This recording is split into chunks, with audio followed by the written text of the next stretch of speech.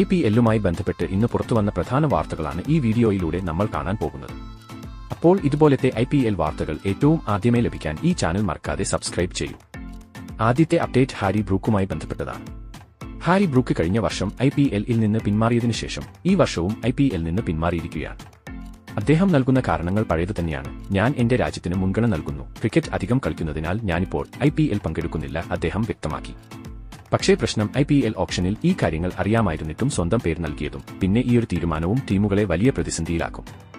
Delhi Capitals ബ്രൂക്കിനെ ടീമിൽ ഉൾപ്പെടുത്തിയതിന്റെ പ്രധാന കാരണം മിഡിൽ ഓർഡറിലെ ബലം വർദ്ധിപ്പിക്കാനായിരുന്നു. പക്ഷേ ഇപ്പോൾ അദ്ദേഹം പിന്മാറിയതോടെ ടീമിന്റെ മുഴുവൻ ബാലൻസും തകർന്നിരിക്കുകയാണ്. അതിനാൽ തന്നെ BCCI നേരത്തെ പറഞ്ഞതുപോലെ ഓപ്ഷനിൽ പേര് നൽകിയ ശേഷം പിന്മാറുന്ന കളിക്കാരനെ 2 മുതൽ 3 വർഷം IPL-ൽ നിന്ന് നിരോധിക്കാനുള്ള സാധ്യത ഉയർന്നിരിക്കുകയാണ്. നിങ്ങൾ എന്താണ് കരുതുന്നത്? ഹാരി ബ്രൂക്കിന് IPL ബാൻ ലഭിക്കണമോ? അഭിപ്രായങ്ങൾ കമന്റ് ചെയ്യുക. അടുത്ത അപ്ഡേറ്റ് RCB ടീമുമായി ബന്ധപ്പെട്ടതാണ്.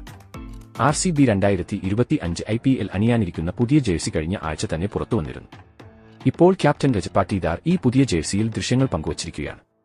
ചിലർ കമന്റ് ചെയ്യുന്നത് പോലെയല്ല, ഇതാണ് 100% ഒഫീഷ്യൽ ജേഴ്സി. അതിനാൽ RCB ആരാധകർ ഇതിൽ ആകാംക്ഷയോടെ കാത്തിരിക്കുകയാണ്.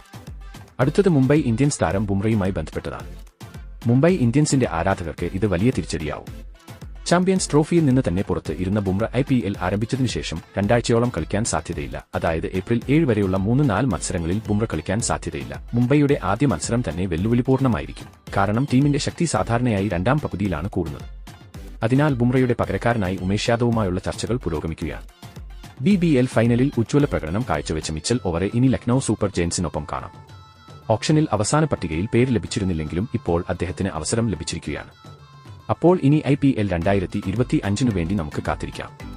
കൂടുതൽ ക്രിക്കറ്റ് വാർത്തകൾക്കായി ഈ ചാനൽ മറക്കാതെ സബ്സ്ക്രൈബ് ചെയ്യുക.